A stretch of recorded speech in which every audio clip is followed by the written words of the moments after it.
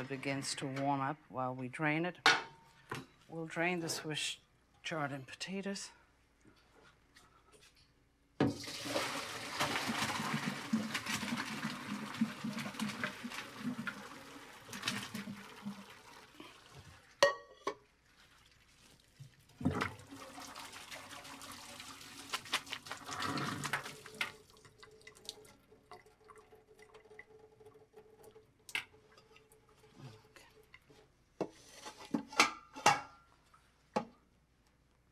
Drain it well.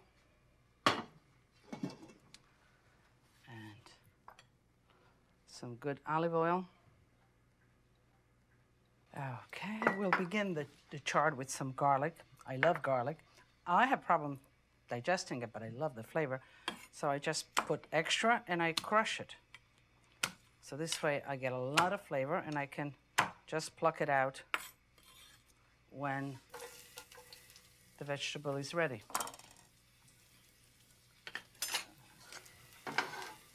You want this to be golden, and then we'll put the vegetables. Stinko is a dish that is quite popular in Trieste. Trieste is a beautiful city. It's actually what it was my second home when I left Pola, and I'll tell you how that happened. It's a city in the Friuli Venezia Giulia, and it's nestled right at the end of the Julian Alps on the Adriatic. So therefore, the city is hugging the coast, beautiful port, with the steep cliffs right behind it.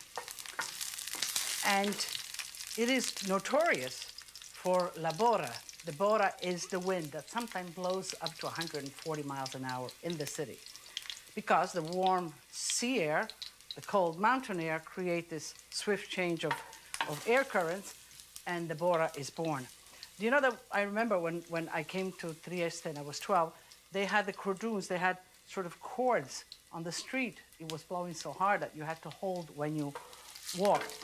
But the Triestini, as they call themselves, look forward to the bora because they feel that the bora cleans the city. Now, I'm going to cook and talk, so I'm going to interrupt myself to tell you what I'm doing. The garlic is golden, and I'm going to add the Swiss chard and potatoes. So, here it is. I'm going to season it now completely, some raw olive oil, and I love raw olive oil because you really get to taste the flavor of the oil when you put it in like this at the end, rather than bringing it to high temperatures and letting all the aroma oils evaporate. This way you're capturing them in the food. Some pepper.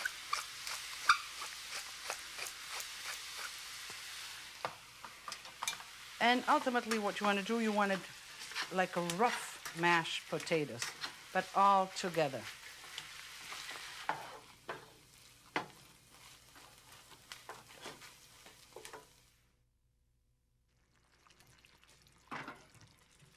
What wonderful colors, what wonderful smells. The stinko is ready. And now I'll show you how we served it. Very typical. This is so typical of Trieste, the vegetables and all. But first we'll remove the stinko and make the sauce. It is soft, falling off the bone. Did you see the nice caramelization with just a touch of honey? So when you pick it out, help yourself. You don't want it.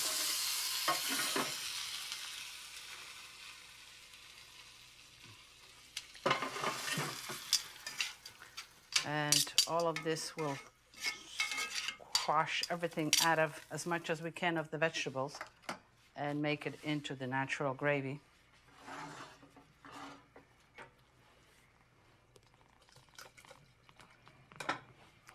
I just pass it through a sieve and extract as much as possible of the vegetables. Now, I want to go back to Trieste, to Zianina. Zianina was a majestic woman, was a woman of jet black hair, even though she was about 68 when I remember her. She had a thick braid, sort of split in the middle and rolled in the back in a cocon. We used to call it cocon. That she had wonderful earrings, simple but wonderful, and she had a white skin, a beautiful white skin that looked like a peach. I think that she was the first that really made me sense what elaborated cuisine is all about. She was a personal chef. She was a chef of wealthy families. And in the morning, she would take me shopping. And I had a ball.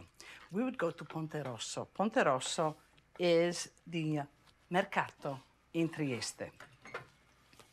And it was called Ponte Rosso because you had to cross a little bridge, a little red bridge, to get to this piazza where all the stalls were with the vegetables. Now, I'm going to go back and forth because I don't want you to miss anything. Collect everything with a little bit of stock and proceed. Well, the stalls that I remember were vibrant with produce, with oranges, whatever the fruit of the season, but mounds of it.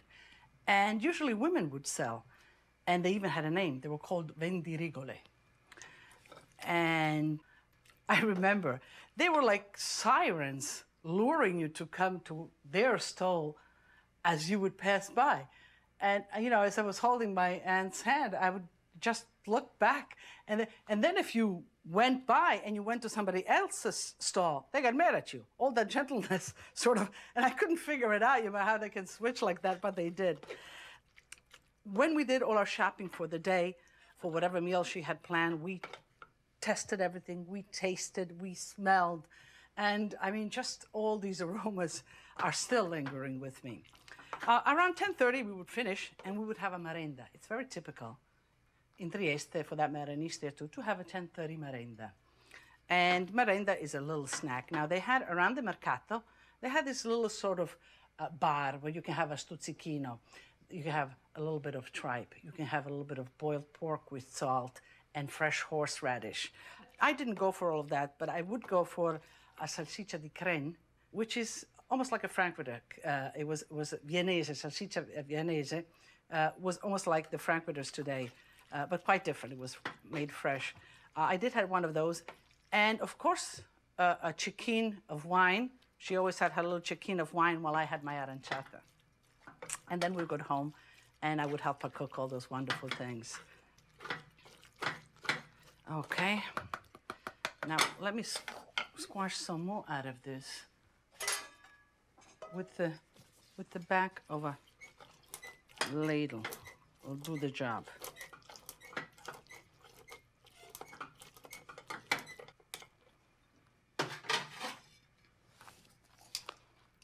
And collect everything.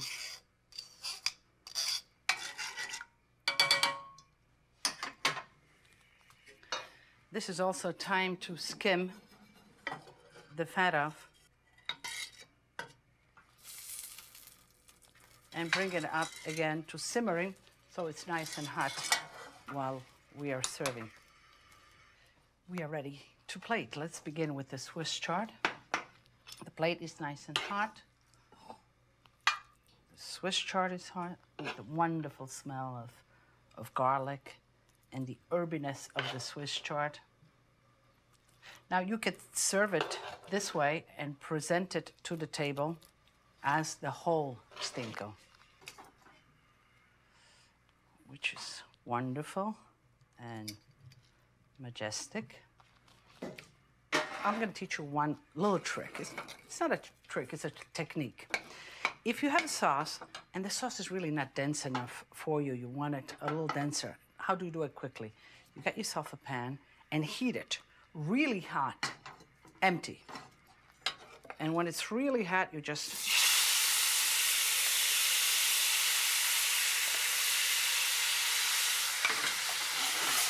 this is the sauce, and it'll get nice and dense, just the consistency that you want it. You see it oozing down?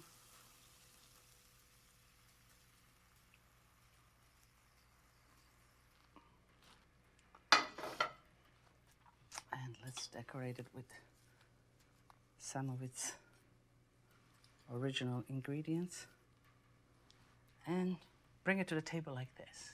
Now, as a host, you might want to have a board and carve it at the table.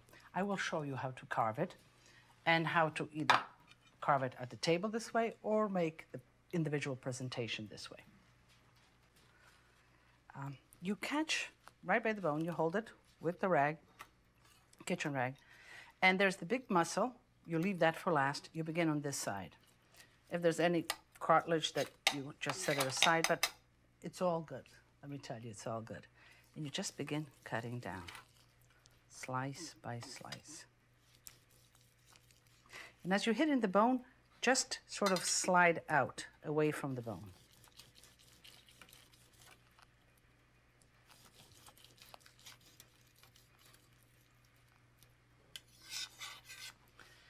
Now we'll remove the muscle, the large muscle. Just clean it a little bit of the fat. And this muscle we'll cut across this way.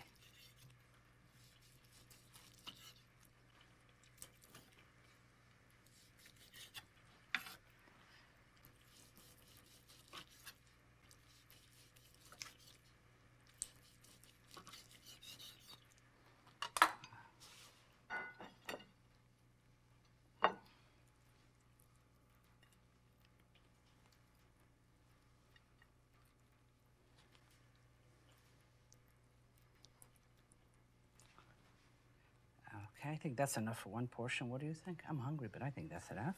Top it up with some more. And just let the sauce fall down on the side over the Swiss chard.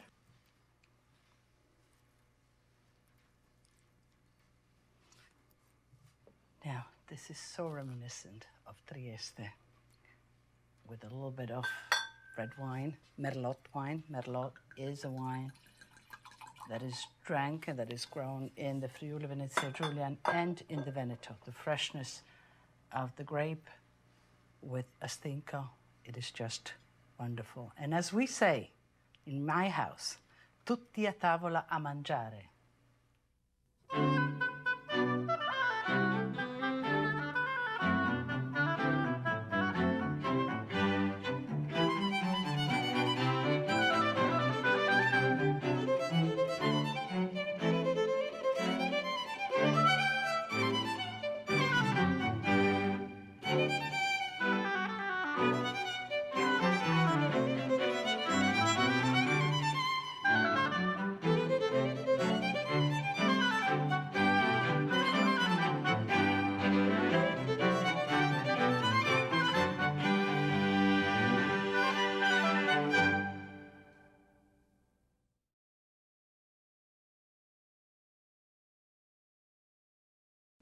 Strozzapreti, for those who don't speak Italian yet, because I'm going to slowly teach you, strozzapreti are wonderful ricotta dumplings, and they're called strozzapreti. Strozza means to choke, preti is a priest, and literally priest choked over this delicious dish. So here are strozzapreti. I'm going to teach you how to make gnocchi ricotta with radicchio sauce, and I'm going to teach you how to make this wonderful, delicious, zesty ricotta cheesecake. So stay with me.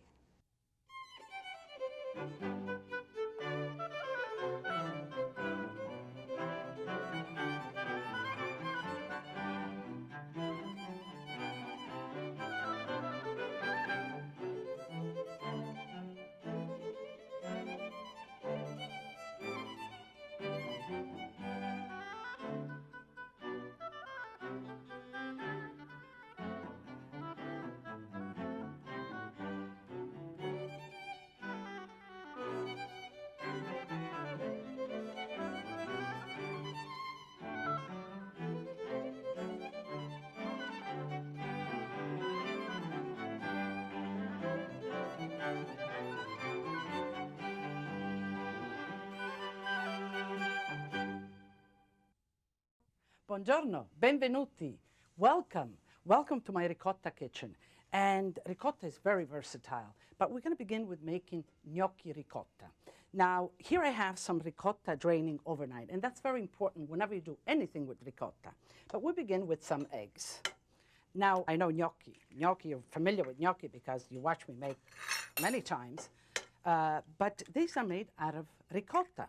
And the beauty of this is that you don't need to cook the potatoes. You don't need to, if you have some ricotta, some nice dry ricotta, you can whip up gnocchi in 15, 20 minutes for dinner. Okay. We'll season the eggs with a little bit of salt, a little bit of fresh pepper, a little nutmeg. Nutmeg is a spice that is used in Italy often, especially making pasta or gnocchis.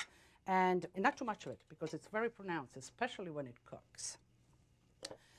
Now, the ricotta. I had the ricotta here draining overnight, and that's the best way. Just put it in a sieve, and you see it will release a lot of its water. And why do you want that? It's because otherwise it will take the humidity. This water will absorb all that much more flour. And the more flour you put, you remember in the regular gnocchis, the same thing, the heavier they get. And of course, you want this to be light. Now, what is ricotta? Ricotta. Ri means again, done again, and cotta is cooked in Italian. So how is ricotta made? I made ricotta with my grandmother. And what happens is that you take milk. We used to make goat's milk ricotta, but you can make sheep's milk ricotta and, of course, cow's milk ricotta. And what it is after you make the cheese and the major curds, the big curds, are set aside to drain to make the cheese, there's the whey that's left. And in that whey, there's still some proteins and some solid. So you reboil that. And that again forms into another curd, which is looser than the curd for the cheese. It is leaner because most of the fat went into the cheese. So you get these loose curds of milk proteins. Casein is the milk protein. And they come to the top and you drain them. And then you put them in a sack or in a sieve, and that's what ricotta is all about. It's very mild. It's wonderful. I will add some flour this time. And be careful not to add too much, because again, we want them light. I will add some parsley, some chopped parsley. And again, you can add to this any flavoring that you want. I'll add some Parmigiano Reggiano, grated Parmigiano Reggiano. Okay, here I have some margarine. And I think margarine is a nice mild herb. It goes very well with the ricotta. I use margarine a lot also with chicken. If you really want to get the flavor of an herb, let's say rosemary or whatever, just before putting it on this finished dish, blanch them in hot water or stock, and the heat will sort of break those oil molecules, and there's the flavonoids, the flavors will come right out. So here we are. It is a little bit soft, and that's what you want again. You don't want to overwork it, and you don't want a lot of flour because it just be heavy. Flour makes it heavy. And again, we want to work as we do the regular gnocchis. Make it into a cordoon. Except these gnocchis are sort of a little lighter. We won't shape them.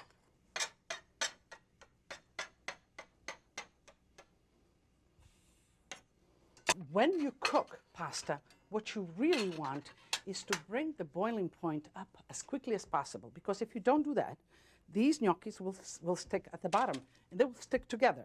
So you want them to enter with abundance of water, high temperature. They get scalded right away, they seal themselves, and then you finish cooking them. We finish the gnocchi, and just keep them separate. Don't pile them. Use two sheet pans if that's necessary. But you need to cook them right away. You don't want to leave them hanging around because they will sort of get wet and need more flour. But what you can do, you can boil them and just butter them and leave them on the side, and then you can reheat them somewhat. But they're best when you just cook them and serve them, and they're that easy. So let's begin with the sauce. Something that requires a little bit more work in making, the sauce requires less work because you don't want to complicate matters. In cooking, simple things and simplicity is best. The less ingredients you can put in a dish, the better it is. So for this dish, we're going to need a little garlic, pancetta, olive oil, and a little bit of stock. As simple as that. And again, Parmigiano, of course. Let me make some space here. So garlic. I love garlic, but sometimes I have difficulties in digesting, and a lot of people do. So what I do, you can chop it up and leave it in the sauce if that's what you like, or you can do what I do, just crack it. And what that does, again, it breaks those molecules of flavor. And actually the garlic, you know what happens in the garlic? In each cell, in the cell wall, there are the enzymes, and the flavors is inside in the center. Put in a pancetta, or when you cut garlic, and you know the more you cut it, the more flavor you get out of it, is precisely what you're doing, this interaction, this chemical interaction. Now, we'll do some radicchio. And you want to shred it, just shred it.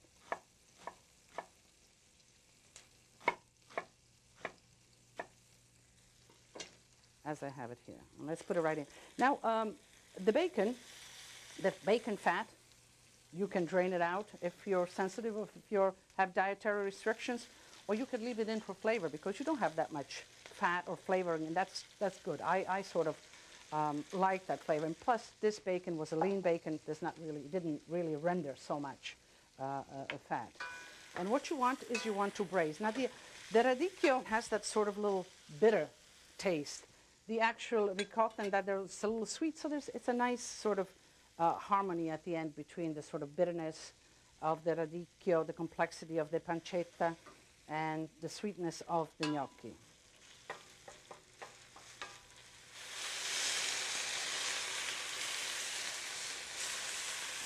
Okay, I have a little stock, a little fresh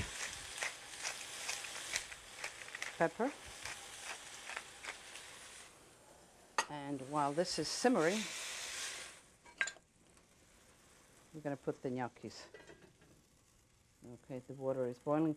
And when, again, you cook pasta, you need that water to be boiling vigorously.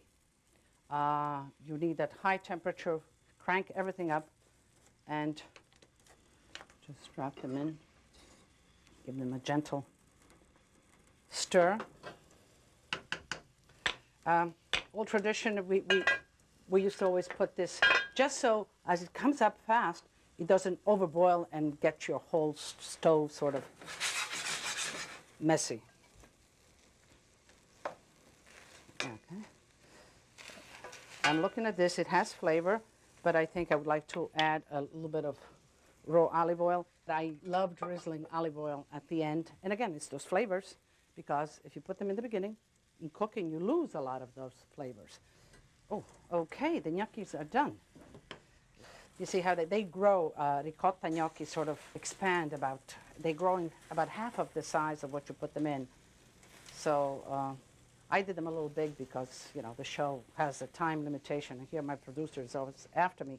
But make them smaller.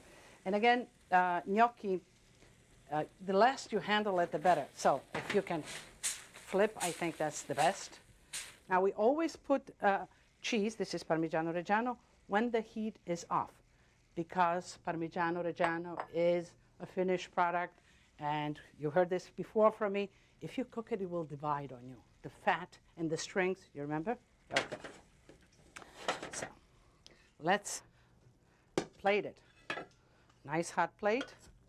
Let me get actually one unslotted because we want the sauce.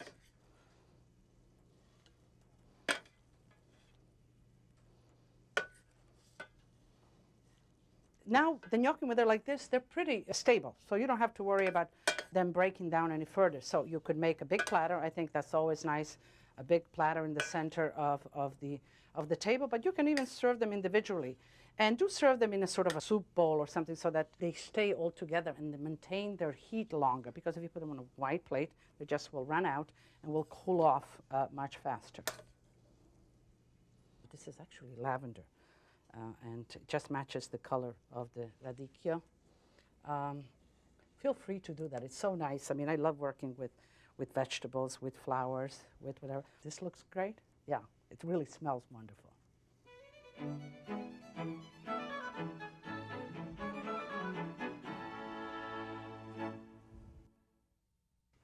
You didn't think I forgot about strozzapreti. Well, here we are back to making strozzapreti. Wonderful ricotta dumpling in a different way from the gnocchi that we made. You make it just as quick. So in these, we include spinach. The spinach are blanched.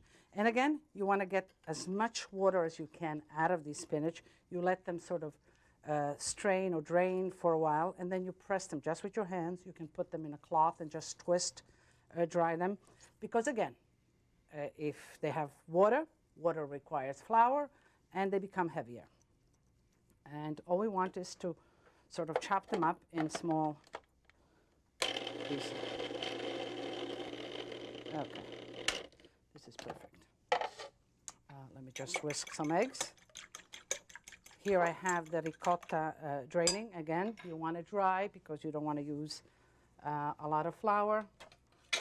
A little pepper, fresh pepper is best. If you don't like to see the whole grinds of black pepper, you can use white pepper.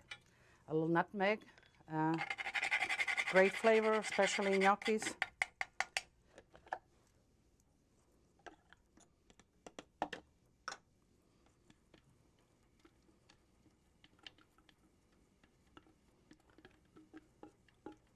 Ricotta, which has been draining also. And this will sort of densen up, not with flour in them, but rather with some breadcrumbs. And in here I used it, again, to pull all the water, if there's any, to absorb it so that the gnocchis don't fall apart. And of course, the Parmigiano Reggiano. Now you notice I haven't put any flour yet, but I will use flour to roll them in. You just flour your hands well, and you make sort of little balls with it. And then you roll them in the flour, and you set them on the side. This is quite simple. I think, you can get the family involved. I think children would love to do that. Now we need to put them to cook. And while they're cooking, the sauce will be made. And this is a wonderfully simple sauce. We'll take a little bit of butter.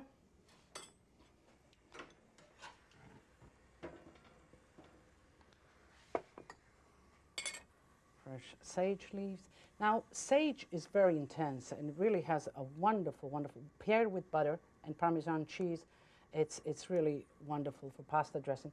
But you don't want to chop it up because eating sage could be a little bit too much. So you want the leaves, let them float around and stay in there with the flavor.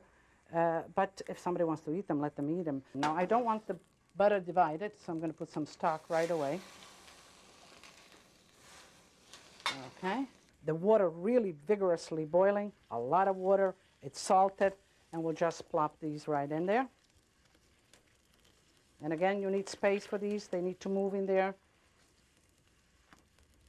And these are sensitive, because as you notice, the only thing that binds them in there is the bread. Again, let me cover it, and let's get it back to boiling point as soon as we can. And this I'm going to serve, again, hot plates, remember, pasta, hot plates. And bowls again, because you want to keep them contained. I serve a lot pasta in the bowl because of the same reason, because you sort of pile it in the center, it retains its heat as you're eating it.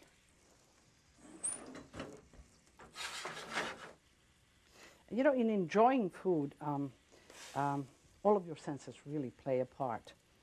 So you look at something that looks good, you smell it, it reinforces that sort of excitement and begins you salivating.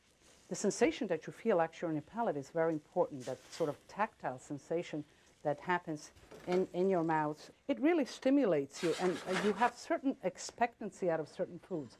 Can you think of eating celery that's not crunchy? So you might not have thought of that way, but there is.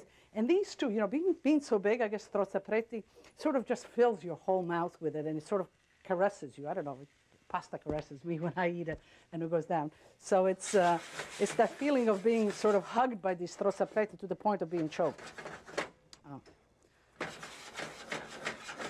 And you don't want to work too much. You don't want to mix them. Just shake the pan to get the sauce, and we'll close the fire, and then we'll add the Parmigiano Reggiano.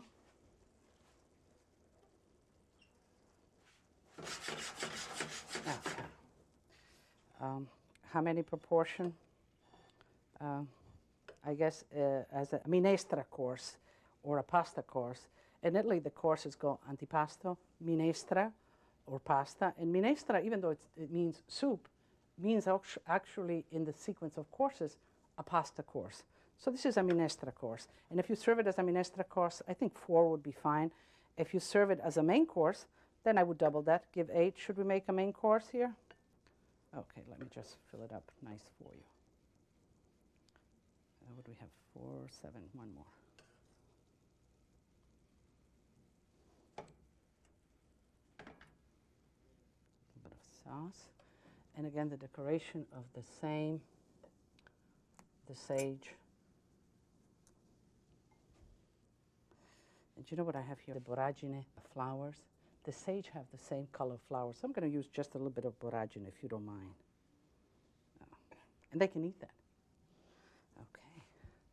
This looks great. It has a wonderful aroma. And I truly understand why those priests were choking over this.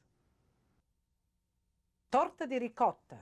Ricotta cheesecake is one of those traditional desserts, Italian desserts, that's always a wonderful finish. Simple and delicious. I have separated some eggs here. Eggs, uovo. I'm going to teach you Italian, you remember? Uovo, one word at a time, uovo. And we put in sugar, zucchero. Zucchero is sugar.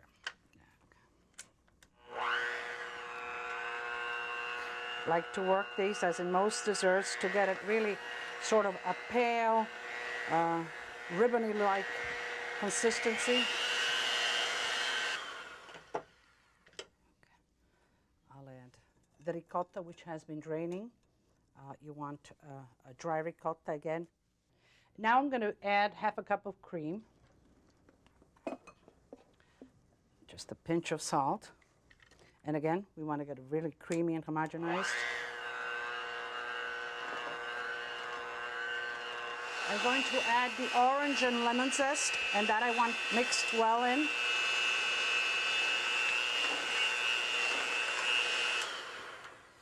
The rest is just folding in. Here what I have some raisins soaking in rum, and I'm going to put the whole thing in.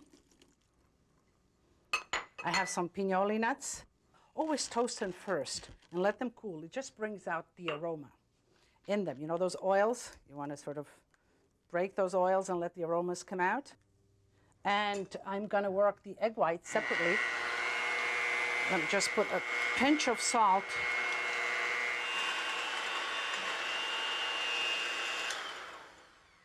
Okay. You want it until sort of peaks form. But of course, you know that. You've been cooking with me so long. We'll just fold the egg whites right in.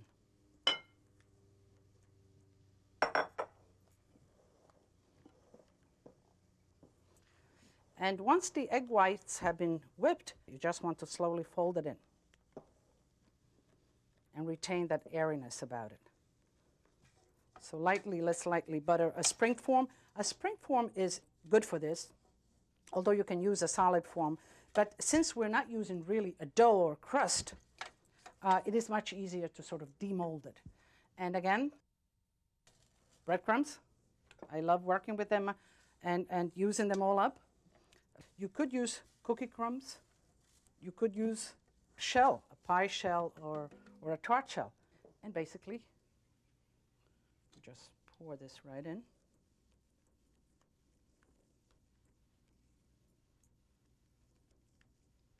And let it bake. It will rise, and then it will sort of fall in the center. That's perfectly fine. When you pull it out, you'll see it's nice and risen, and then it falls back into the center. But that's the way it is. Just like this. Maybe we want to settle it a little bit, so just give it a little tap so it settles in. And we'll cook it for about an hour at a 375-degree hot oven. Not too high the oven, because you want it slowly to cook throughout.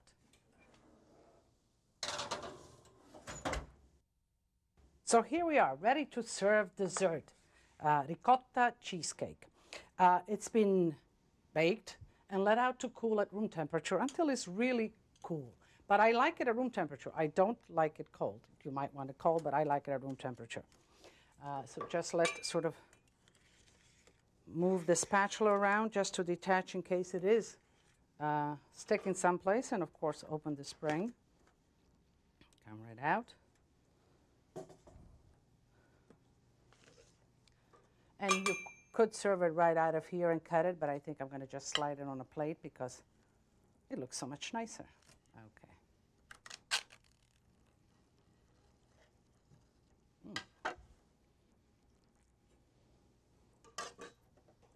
Nice generous portion.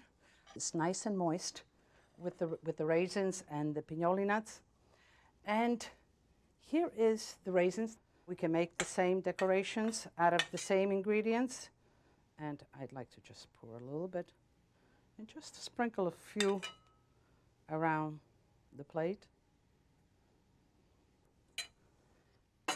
While you were waiting for the cheesecake to cool, I made some candied lemon rinds. All this is just sort of lemon rinds, cut shoestring, boiled in sugar syrup. You let them steep in sugar syrup until they cool. You drain them, and then you toss them in a lot of sugar. So this is ready, and I'm going to pour a little bit of the Muscadet wine to enjoy with this. Now, of course, powdered sugar is always an option, and it's a nice option.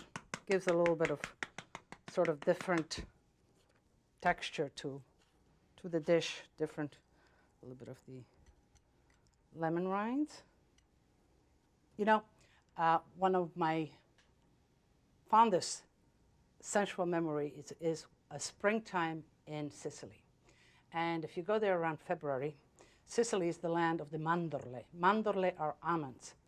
And you have this whole countryside, all these white puffs of trees, and the aroma of almonds, the intense sweet aroma of almond blossom all over. So I went out here just outside in front. Yeah. This is wild plum tree, but it'll do. It'll do for almonds. Here we are, simple, beautiful, and delicious. With this, I'm going to have a little bit of moscatel, as I told you before. It's made out of Moscato grape. The Moscato grape grows all over Italy, and it's a wonderfully aromatic grape, and it makes excellent dessert wine. So look for this Moscatet with this cheesecake. It just goes beautiful. And salute e tutti a tavola a mangiare.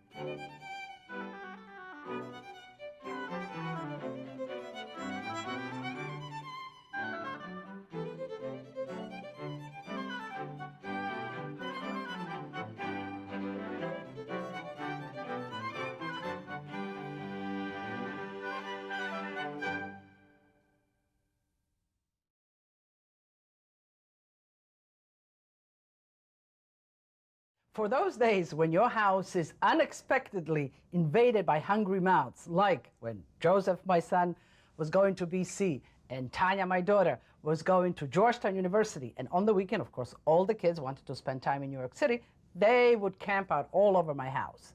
And this is the dish that I would make to keep them hungry, to feed them, to feed their hunger, and keep them happy. So you stay with me, and I'll teach you how to make it.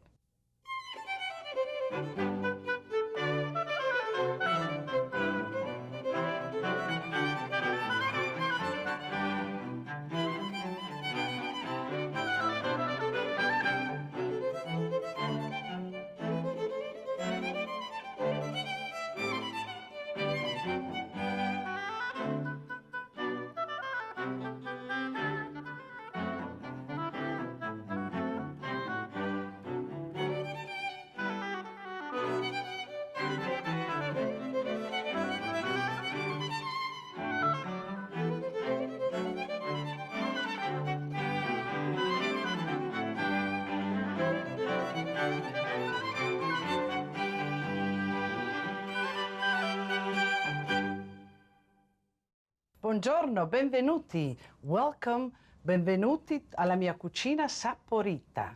Saporita is flavorful. And you guys think that us professional chefs have some magic bag where we pull all our tricks of flavors out. Well, it's not so. They're all yours to have. And if I were to tell you any major secret, is as simple as fresh herbs. Here today we're going to use fresh oregano. Now I'm sure that you know oregano that has been dried, and that has its own flavor. It's a different intensity, but try using fresh herbs. They really make a difference. So today we're going to make pork chops or pork scallopini. These are the actual chops taken away from the bone, and then I pounded them into scallopini because I felt I wanted a different texture, and they're much quicker to cook. And pizzaiola, what does pizzaiola mean in the pizza style, Neapolitan style? But it could mean adding peppers, capers, tomatoes. This dish, I'm going to put the pasta together with the meat. And it's fine to do that sometimes. As a child, I remember all the time having a big plate of gnocchi with 2 pieces of chicken braised in guazzetto. So let's go. The first thing, the time that it takes to cook the pasta, the meat will be ready. Okay, we'll let that one go. I have the boiling water here. It's salted, plenty of it, because cooking pasta, the pasta has to dance in the water. So this is, I have pounded this and ready for you. I have chosen some that have more marbling for those of you that enjoy, because you know, flavor sort of travels with the fat molecule, so this will be more flavorful, but a little bit more fatty. Now again, you can buy them, the chop, and then debone it with this is. Let's just take out all of the excess fat.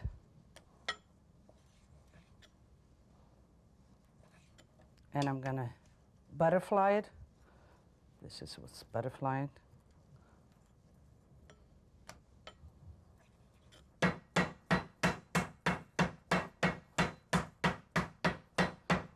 And you really don't need all that much, just to sort of, see, it looks like a butterfly. Okay. So pizzaiola has basically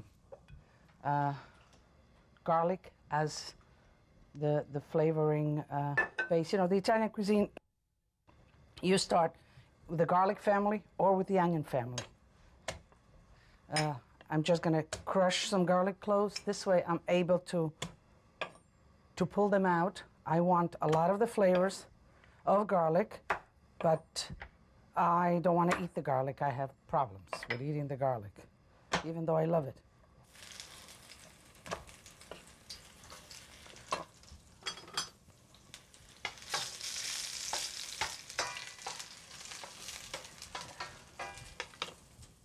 I'm going to lightly flour, salt, and then lightly flour, and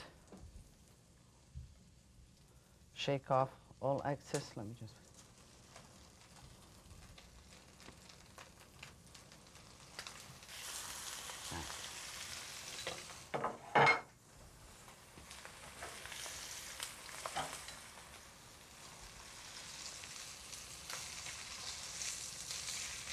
And what you want, you just want to caramelize sort of the outside. That's why I have the high heat. I don't want to cook it at this point because I'm going to reintroduce it in the sauce.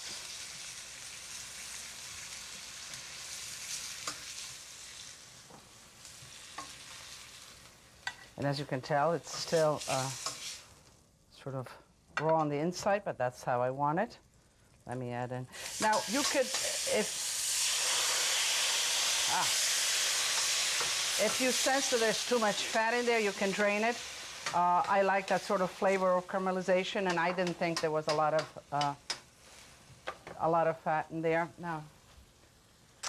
And pasta water, very important. Now you see, these tomatoes were kind of nice and dry, but I wanted a little bit more liquid. So I'm going to go right to the pasta water. Again, I don't have any secrets out of my bag. I just go to the pasta pot. A little bit of raw olive oil, and again, that sort of leaves that fresh olive oil flavor in the sauce, because when you cook it, a lot of it dissipates. I'm going to put, and you know how I use herbs, I use it twice. I use it in the beginning to really get into the flavor of the sauce, and then I use it at the end to get the freshness of the herb. And in this case, I'm going to put the whole sort of little branches, and then I can pull them right out when they have changed colors and I don't want them to be in there. Since we're going to add peppers to this sauce, I'm going to blanch the peppers. And the peppers, I'm going to blanch right into the pasta water. You're asking why? Why not? You don't need another pot for this. You're going to flavor it anyway with this. This way, it saves you a pot. It even flavors the pasta. So let's do it. And why do I blanch them? I could put them right in here. I mean, you could do it. And again, pepper have some repeating effects on certain people. And if that happens to you, then just blanch it before you're using it. Even when you're using the whole pepper, just blanch it a little bit, and it will take away some of that sort of element that returns when you eat raw peppers.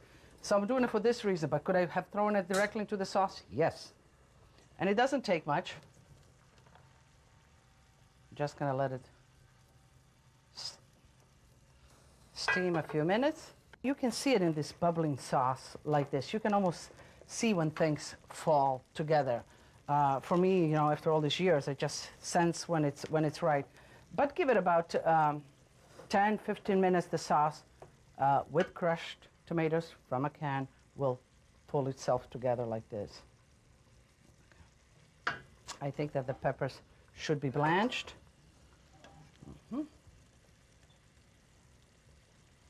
There. Put them right in here. Okay. We'll make some room and we'll put the pork right in there.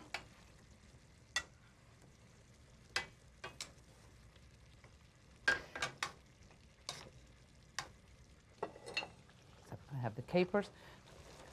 And they don't need to be cooked all that much. As a matter of fact, you don't want them to be cooked really until they fall apart.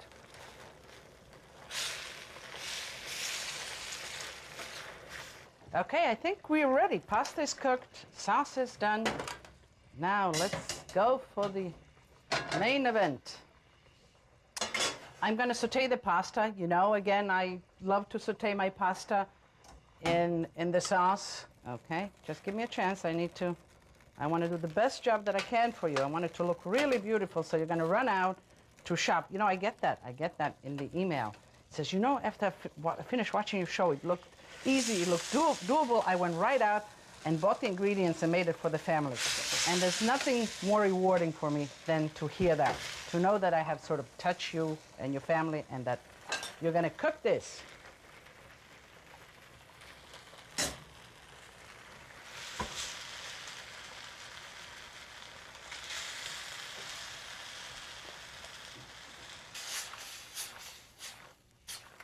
I'm going to shut the fire. I'm going to add the cheese.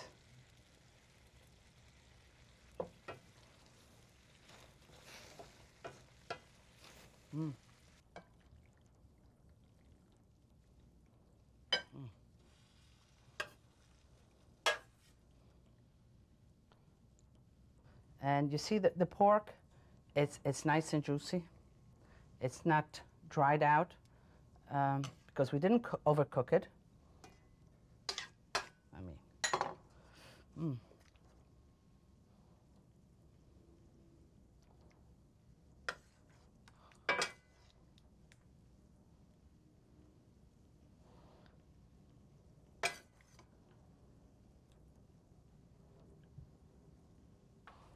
Okay.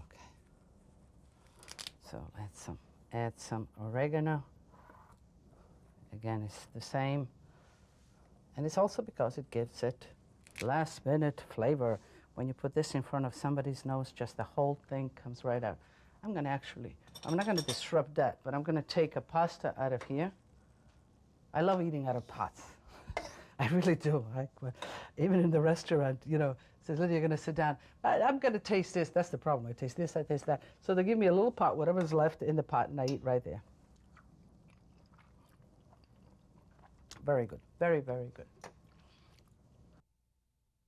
This is another one of those dishes that it's very flavorful. It's a traditional dish, and you can make it for many people. And it really is a favorite in the restaurants, at home, with the kids. It's chicken alla valdostana. Petto di pollo. Pollo is chicken in Italian. Petto is breast, so petto di pollo alla valdostana. Valdosta after which this name comes, is a little sort of region of Italy nestled between Piemonte and France. And the fontina, the cheese that we're going to use for this dish, is also from that region. So it's a nice, sort of very flavorful dish. You take a breast of chicken, and this is kind of large. I'm going to just sort of butterfly it. It doesn't have much fat. If it does, remove the fat away. And with this, we are going to serve lentils. And it's very nice because it's a nice balance. The dish is rich. It has prosciutto, it has cheese. And by using the lentils, we put very little in the actual condiment of the lentils, but we flavor it with vegetables. And it sort of absorbs the sauce of the chicken, and it sort of balances. So the first thing, what takes the longest, is actually the lentils. We'll put them to cook. And these are the regular lentils that you can buy in the stores. You put it just in water. You sort of pick through them, you wash them a little bit, and then you put them in water. Put 2 bay leaves right in there. I'm going to put a drizzle of olive oil. And the vegetables here are just sort of diced. It's a little larger than a mirepoix. Put them in at the same time that you do the lentils, because you want them to cook together, and it takes about the same time for them to cook. Let's put the lid on. Do you know that if you put the lid on whenever you cook something, you serve about 1/3 of the energy? When you're pounding it, sort of cover it with a plastic wrap so you really don't break the meat itself, and just sort of pound it away from the center. Take a slice of prosciutto. This is prosciutto di Parma. And you take the back part of the knife and you just sort of make it adhere like this, attach like this. And then when you cook it, it's going to stick, you'll see. And if not, you'll help it, but it'll work just fine. And so I use olive oil and butter, which have low smoking points. Now, if I wanted to raise the temperature, I would use vegetable oil, which has a higher smoking point.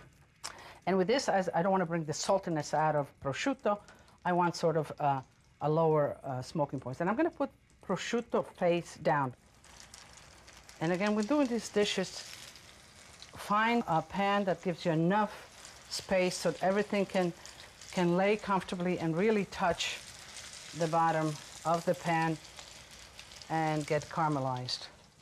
I'm going to just slightly flour it on one side. You could have floured the whole thing, front and back, but I'm going to just do the back. And why do you use flour?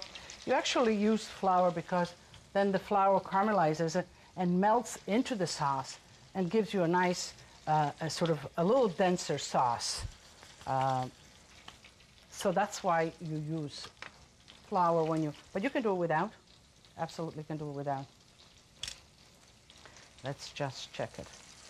Okay, there it is. I don't want it you see it sticks to the chicken, no problem, but I don't want it any browner in this case because the prosciutto really sort of hardens and gets salty. Now, what is prosciutto? Prosciutto is a cornerstone product of the Italian cuisine. Every part of Italy enjoys it, eats it, and makes some kind of prosciutto. It is the hind legs of the pig, and it is air cured, and it has only salt and air. There's no other element that is added to it. At this point, I'm going to raise the temperature because I'm going to add some wine. I'm going to add Pinot Grigio in this case because it has nice acidity. But you can add any wine, white wine. You can even add Marsala or sherry if you like a little bit more complexity to this. When cooking with wine, remember, the quality of the wine that you put in just enhances the quality of what you're making. Here we're going to add just a a touch of crushed tomatoes I have here. You know, the sort of the San Marzano peeled tomato crushed well or passed through a food mill.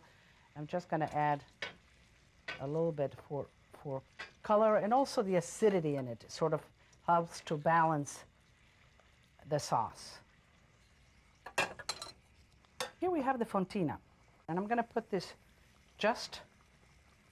lay it just on top, and then we're going to put the whole thing in the oven. Now, that's why I say that it's a good dish to make when you have a lot of people over, because you can have one or even two pans. Why not two? And at this point, you put it in the oven and you'll let it finish in the oven. So when you're ready to serve, you just pull it out of the oven and everything is just perfect. Let me put some more cheese. I like cheese, so I'm going to put some. Okay. Let me just put a dab of tomato sauce on top of each, just to give it that color.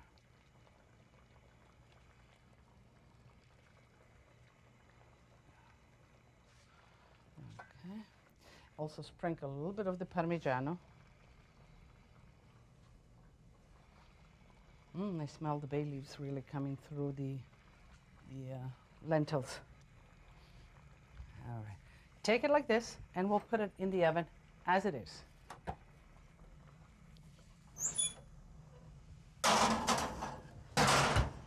The oven not too high. All right, the lentils are ready. So let's drain the lentils.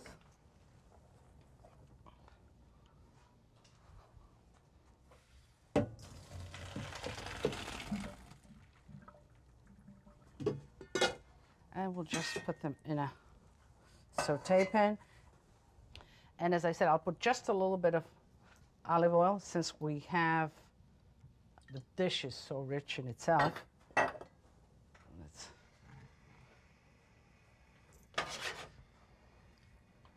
a little salt. Put just a little bit of stock.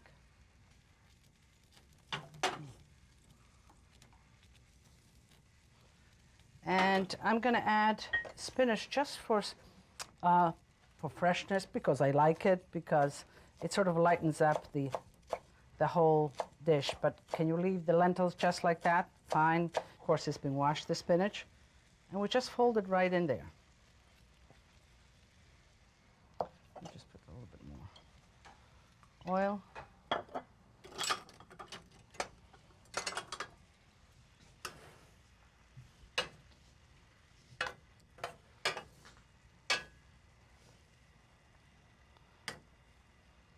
And here, I don't want the spinach to really sort of cook and disappear.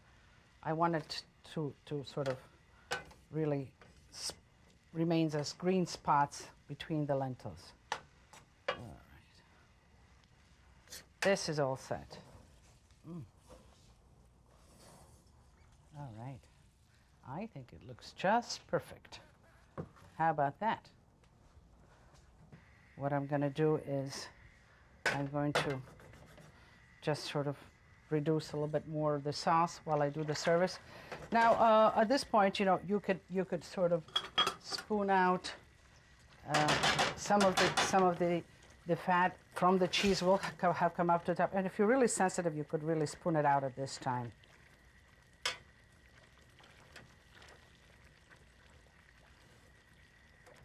Okay, let's begin the plating. Hot plate, hot food, and hot plates, because otherwise you lose right away the temperature on the food. I'm going to put the lentils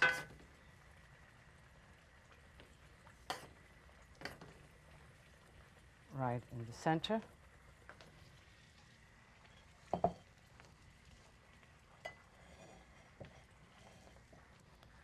Keep it clean all the time. I think 2 pieces of chicken is a nice portion. Let me choose 2 nice pieces. Just like that.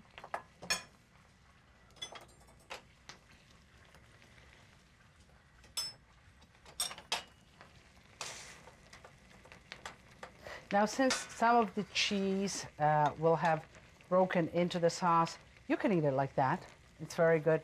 But you know, this is sort of my restaurant eye working, where I want everything to be just sort of flawless or perfect.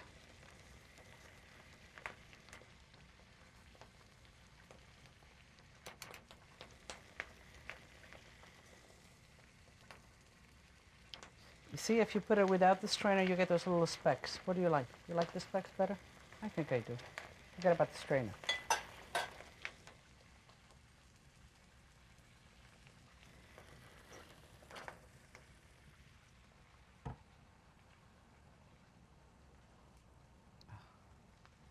Very good. Now, a good herb with this is margarine. Just sort of, and you will get enough just by laying it on the hot sauce like this. You will get enough when eating from the heat of the sauce, enough flavor, because margarine is very delicate, but it is very, very good with chicken and with fowl.